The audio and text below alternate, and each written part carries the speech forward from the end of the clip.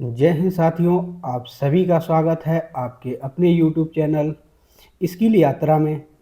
आज हम वर्णमाला से वर्णमाला का जो प्रैक्टिस सेट है उसका एक तीसरा वीडियो लेके आया हूँ, जिसमें से कुल 40 प्रश्न रखे गए हैं।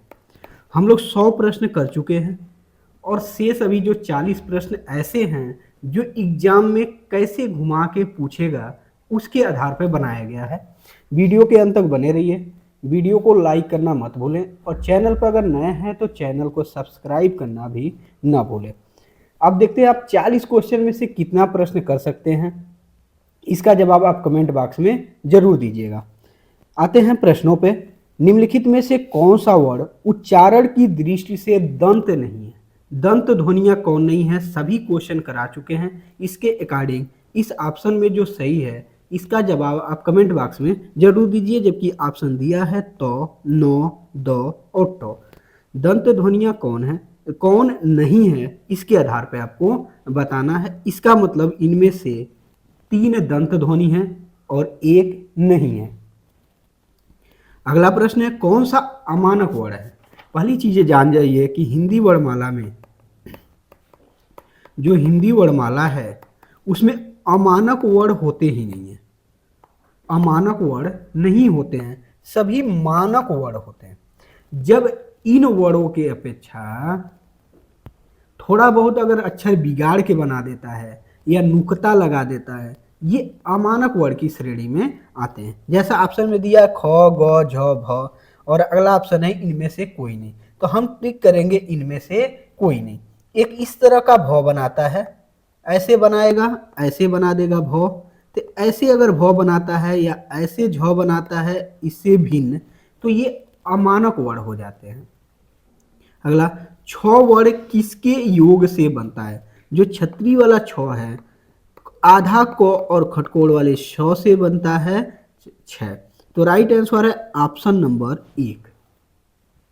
नेक्स्ट, हिंदी वर्णमाला में स्वरों की कुल संख्या कितनी है?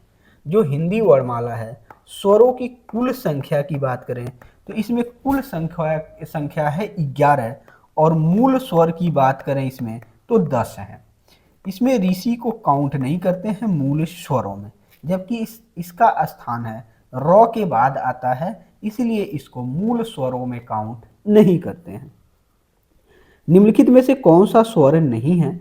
इन ऑप्शनों में से बताना है कौन स्वर नहीं है। ऑप्शन दिया अ, उ, ए और ज। ज क्या है? व्यंजन, तो ये स्वर नहीं है, ये है व्यंजन।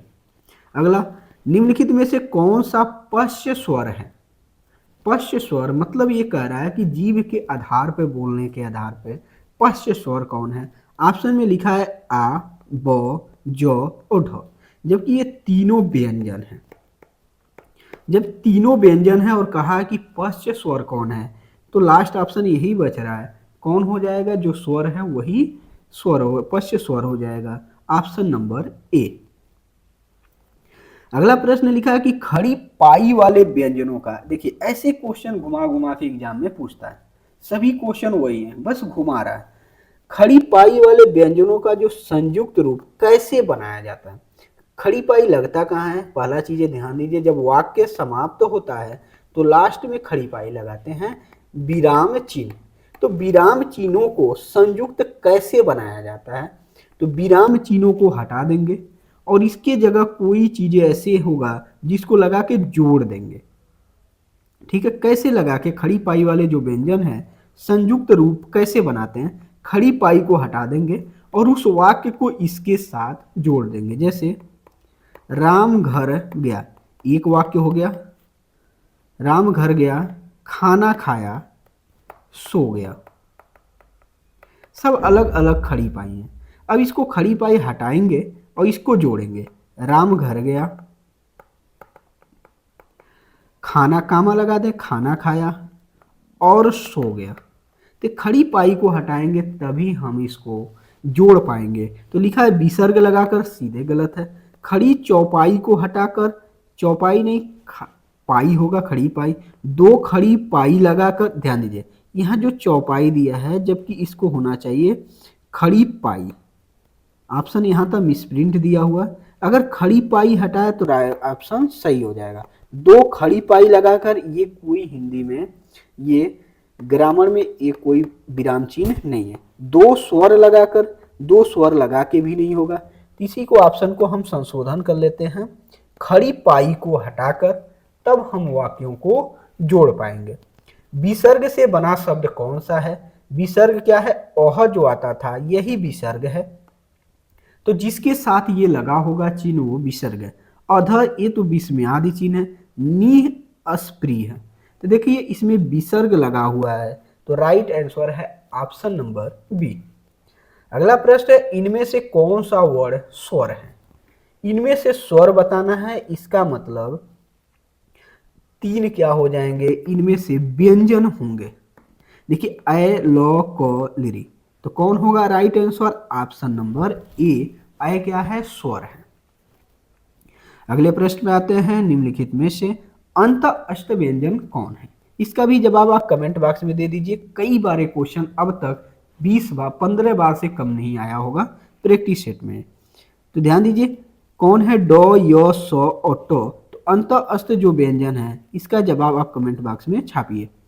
अगला प्रश्न, इनमें से ओ का उच्चारण स्थान क्या है? जबकि बता दिए थे क्या होगा? ओ आ, ई ऋषि, उ ओ औ, ठीक है, ये बता दिए थे क्या होगा, कैसे कैसे होंगे। कंठ ध्वनि, तालव्य, मूर्धन्य, दंत नहीं होता है, कंठोष्ठ, दंतोष्ठ, ये बता चुके थे। ऐसे बंटवारा हम कर देंगे। या ए ऐ, ये था ओ ए ऐ ओ औ, ये औ था, इसका हम बंटवारा कर दिए थे, तो बताना है कि ओ क्या था। तो ध्यान दीजिए, कंठ ध्वनि, तालव्य, मूर्धन्य, ओष्ठ, कंठ तालव्य, कंठ ओष्ठ, सबसे लास्ट में आता था तो कंठ और ओष्ठ से बोलते थे, इसको कहेंगे कंठोष्ठ ध्वनि। च और छ वर्ड का उच्चारण स्थान क्या है? जो च वर्ड है ये तालु से बोला जाता है, इसको तालव्य ध्वनि कहते हैं। तो लिखा है तालु, मूर्धा, ओष्ठ, कंठ। क वर्ग कंठ ध्वनि होता है, प वर्ग ओष्ठ ध्वनि है, और जो ट वर्ग है ये मूर्धन्य ध्वनि है। तो तालव्य ध्वनि कौन है? च वर्ग। अगला प्रश्न, ग, क, ग, ज, फ ध्वनियां किसकी हैं? संस्कृत की हैं, अरबी फारसी की हैं, अंग्रेजी की हैं, या दक्षिणी भाषाओं की हैं? ये बताना है किसकी है। देखिए क्वेश्चन में स्प्रिंट क्या है, इसके नीचे यहाँ नुक्ता लगा देंगे। अगर ये नुक्ता लगा हुआ है तो ये अरबी फारसी भाषा की शब्द है। अगर नुक्ता नहीं लगाया तो ये हिंदी की हो जाएंगी। यहाँ पर नुक्ता लगा दें तब ये क्वेश्चन ऑप्शन के अकॉर्डिंग सही होगा।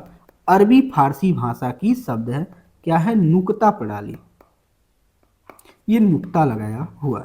अगला तालव्य व्यंजन है, तालव्य व्यंजन कौन है? च वर्ग।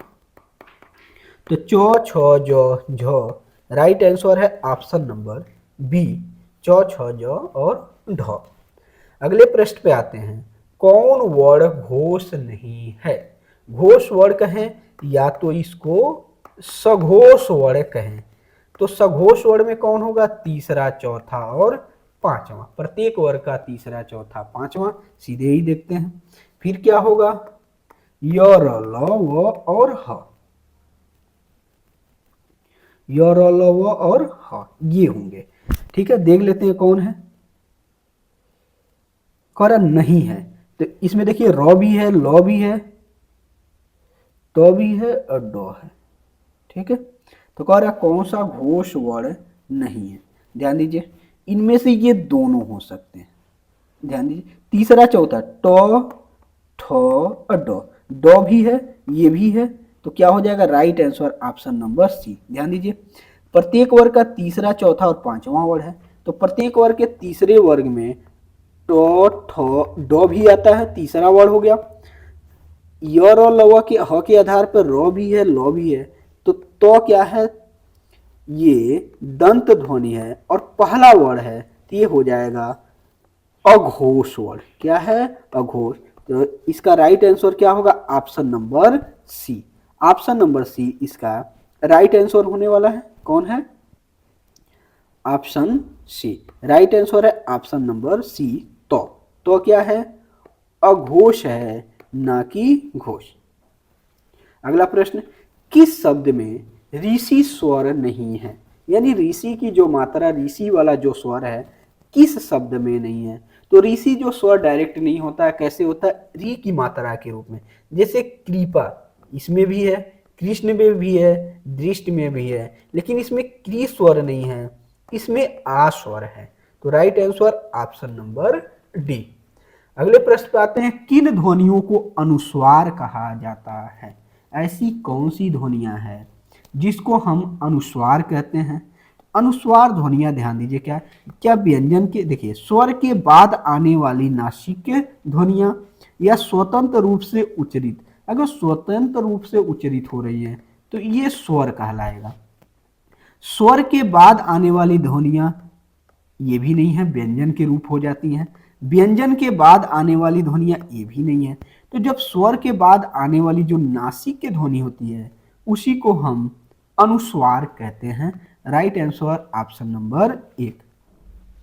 ओ औ किस प्रकार के वर्ण हैं। जो ओ है और औ है कैसे हैं, तालव्य हैं, नहीं। मूर्धन्य, ये भी नहीं है। दंत प्लस ओष्ठ, इसको बताना, ये भी नहीं है। कौन है, कंठ प्लस ओष्ठ ध्वनियां हैं, इसको कहते हैं कंठोष्ठ ध्वनियां। कंठ से प्लस ओष्ठ से बोला जाता है। अगला प्रश्न है, हिंदी वर्णमाला में वर्ण कितने हैं। तो हिंदी वर्णमाला में वर्णों की संख्या कुल कितनी है, 52 है। तो right answer option number B. Hindi भाषा में मूलतः वर्णों की संख्या कितनी मानी गई है। देखिए क्वेश्चन सेम है, बस क्या है, क्वेश्चन घुमा दिया है, उसको बस पूछने का तरीका अलग है। तो कितने वर्ण हैं, टोटल 52 वर्ण रखे गए हैं। अगला प्रश्न, स्वर ध्वनि के प्रकार होते हैं। स्वर ध्वनि के कितने प्रकार हैं, तो 3 प्रकार हैं, ह्रस्व स्वर, दीर्घ स्वर और प्लुत स्वर। तो उपरोक्त में से सभी। अगला प्रश्न है, आधुनिक व्याकरण की दृष्टि से ब जो वर्ण है वैशिष्ट है, क्या है। ऑप्शन में दिया है, ओष्ठ है, स्पर्श है, अल्प प्राण है, अघोष है, नीरनुनासिक है। पहला चीजें ध्यान दीजिए, नीरनुनासिक 5वां अक्षर छोड़ के जो नाक से न बोला जाए वो नीरनुनासिक है। तो देखिए ब है क्या, इसके अकॉर्डिंग देख लेते हैं ब क्या क्या हो सकता है। पहला चीज प वर्ग का है, प, फ, ब, भ और म। प वर्ग का है तो ये ओष्ठ ध्वनि है, ये भी कंफर्म है। प्लस तीसरे वर्ण पे है तो अल्प प्राण भी है, ये भी कंफर्म है। इसके साथ साथ स्पर्श व्यंजन भी है। ठीक है, अब कह रहा है घोष है कि अघोष है। तो घोष के आधार पे ध्यान दीजिए, पहला दूसरा रहेगा तो अघोष, ये तीसरा वर्ण है, तीसरा चौथा पांचवा होता है घोष। अगर ऐसे एलिमिनेट कर लेते हैं तो आपके प्रश्न गलत नहीं होंगे। तो देख लेते हैं क्या है, दंतोष्ठ दिया है, बी ऑप्शन। ओष्ठ दिया है, ठीक है, बताइए क्या, दंत्योष्टि, दंत्योष्ठ। तो राइट आंसर क्या हो जाएगा आपका, एक तो ओष्ठ होगा, अल्प प्राण होगा, ठीक है, स्पर्श व्यंजन तो है, घोष भी है, नीरनुनासिक है। अगर इन ऑप्शन में से करना है तो हम इसको दंतोष्ठ को नहीं ओष्ठ बना देते हैं। अगर इस ऑप्शन को हम ओष्ठ बना दें, अब ये ऑप्शन सही है, इसके ऑप्शन सुधार लीजिएगा कि ओष्ठ होगा, स्पर्श होगा, अल्प प्राण होगा, घोष होगा, ठीक है, और नीरनुनासिक होगा। अगला प्रश्न है, निम्न में से अर्ध स्वर कहलाता है। अर्ध स्वर 2 ही हैं, य और व है। तो कौन सा ऑप्शन, ऑप्शन नंबर ए, य। अगले प्रश्न में आते हैं, महाप्राण ध्वनियां व्यंजन वर्ग में किससे संबंधित है। महाप्राण, जो महाप्राण होती है प्रत्येक वर्ग का दूसरा और चौथा होता है। दिया पहला दूसरा, ये गलत हो गया, दूसरा तीसरा, दूसरा और चौथा, ये ऑप्शन सही है, दूसरा और चौथा महाप्राण होता है। भाषा की सार्थक लघुत्तम इकाई क्या है? जो भाषा की सबसे सार्थक और लघुत्तम इकाई है वो ध्वनि होती है। तो right answer option number C. शब्द क्या है? भाषा की सार्थक लघुत्तम इकाई नहीं होती है, ध्यान दीजिए। ठीक है, वाक्य की कह सकते हैं कि ये होती है। ठीक है, या भाषा। अगला, इनमें से कौन व्यंजन अल्प प्राण है? अल्प प्राण की बात कर लेते हैं तो अल्प प्राण पहला, तीसरा और पांचवा होता है। पहला प्रत्येक वर्ग का पहला, तीसरा, पांचवा। चेक कर लेते हैं। ख क्या है? दूसरा। तो थ ये भी दूसरा है। प फ ये भी दूसरा है। चौ पहला वर्ड है। तो प्रत्येक वर्ग का पहला, तीसरा और पांचवा। तो right answer option number C. अगले प्रश्न में आते हैं, इनमें से कौन सा वर्ण स्पर्श व्यंजन नहीं है? स्पर्श व्यंजनों की संख्या 25 है। क वर्ग से लेके प वर्ग तक टोटल संख्या 25 है। इनके अतिरिक्त जो आएगा क से लेके म तक, इसके बाद जो है ये सभी स्पर्श व्यंजन में नहीं आते। क च ट य क्या है? अंत अस्थ व्यंजन है। अंत अस्थ व्यंजन क्या कौन है? य, र, ल और व। अगले प्रश्न पे आते हैं, निम्नलिखित में से कंठ ध्वनियां कौन सी है जो कंठ से बोली जाती है? तो कंठ ध्वनियों में कौन आएगा? क वर्ग की सभी ध्वनियां, क ख ग घ और कौन आएगी? अंग। तो राइट आंसर ऑप्शन नंबर ए, क ख ग क ख। वर्णमाला किसे कहेंगे? अगर हम वर्णमाला कहना है तो वर्णमाला किसे कहेंगे? ये शब्दों का समूह है, या वर्णों का संकलन है, या शब्द गणना है, या वर्णों का व्यवस्थित समूह। तो परिभाषा ही यही है, वर्णों के व्यवस्थित समूह को वर्णमाला कहते हैं। अगले प्रश्न पे आते हैं, कौन वर्ण ओष्ठ नहीं है? जो ओठ के माध्यम से नहीं बोला जाता है कौन है? म ये भी ओष्ठ ध्वनि है, ब भी है, उ भी है, आ है जो ये कंठ ध्वनि, कंठ ध्वनि है आ। अगले प्रश्न पे आते हैं, अल्प प्राण ध्वनियों का समूह कौन है? अल्प प्राण ध्वनि प्रत्येक वर्ग का पहला, तीसरा और पांचवा, यही हमको देखना है। देखिए इसमें पहला है, दूसरा है, तीसरा, ये तो होगा नहीं। इसमें पहला दिया है, पहला है, तीसरा वर्ड है, पांचवा, ये तो हो जाएगा। अगला ऑप्शन चेक कर लेते हैं, पहला है, दूसरा है, पांचवा, ये भी नहीं है, ये भी नहीं है, पांचवा। राइट आंसर है चौ जो इया, यानी प्रत्येक वर्ग का पहला, तीसरा और पांचवा वर्ड अल्प प्राण होता है। वर्ण शब्द का अर्थ नहीं है, ये क्वेश्चन बहुत इंपॉर्टेंट है, अभी फिलहाल कई एग्जामों में पूछ चुका है। जो वर्ण शब्द का अर्थ क्या नहीं, एक वर्ण का मतलब होता है रंग, कहते हैं ना इसका वर्ण कैसा है? रंग।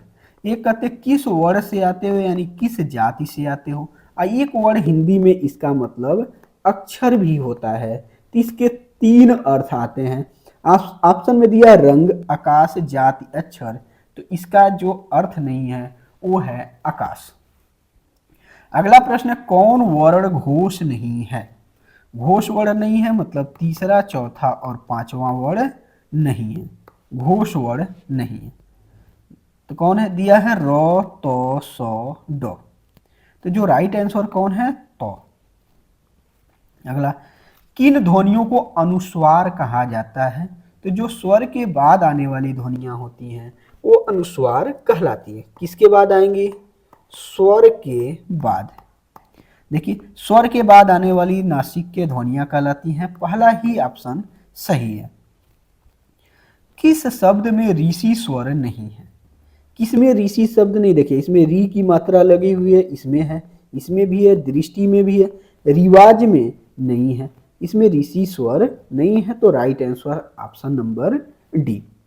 अगले प्रश्न में है, निम्नलिखित में से दंतव्य वर्ण दंत से बोला जाए कौन सा होगा? ठीक है, तो य, चौ, तो और उ। तो जो दंतव्य ध्वनि है या दांत से बोली जा रही है वो है ऑप्शन नंबर सी, तो। घ का उच्चारण स्थान कौन सा है? तो क वर्ग जितने भी हैं सब कंठ से बोले जाते हैं, कंठ ध्वनियां हैं। तो right answer option number B. अगले प्रश्न पे आते हैं, हिंदी की बौ ध्वनि है, बार बार बौ ध्वनि पूछ रहा है, ध्यान दीजिएगा इस क्वेश्चन को।